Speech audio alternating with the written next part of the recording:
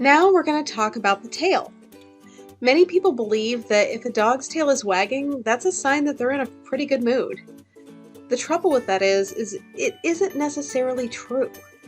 A dog's tail is its own language in and of itself, and it has a lot of variation based on their mood.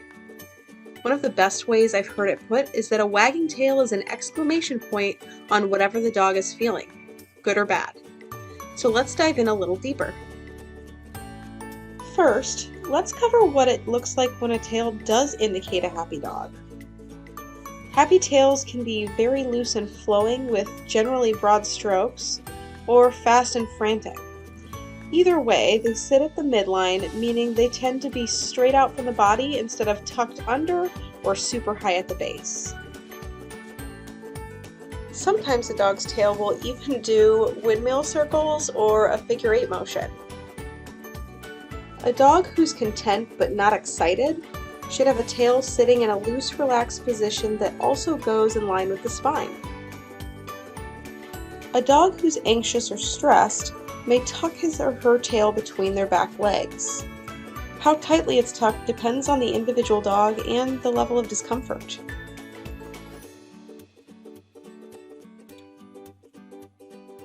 But have you ever seen a dog whose tail is tucked or partially so, but is also wagging? Nervous wagging usually consists of anything from fully tucked tail to a low-hanging tail, and the movements tend to be short in distance and quick in speed.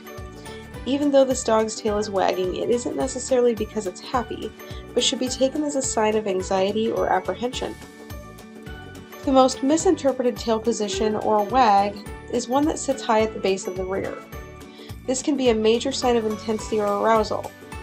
Not only does this version sit higher than normal, it can curl up and over so that the end of the tail ends up pointing towards their head.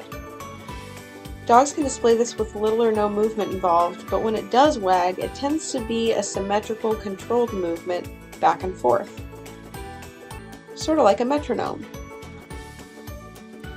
Do you have a dog whose tail curls, like a pug? It may be difficult to pick up on some of these things. If you have a dog with a dock tail, it can be even more difficult. As we've said, breed can certainly change how you read your dog, meaning you'll have to learn what these signals look like for your pup. While having dock tails or cropped ears can put a dog's body language at a bit of a disadvantage, they tend to make up for it with other signals. Now, let's bring all of these individual body parts together in part 6.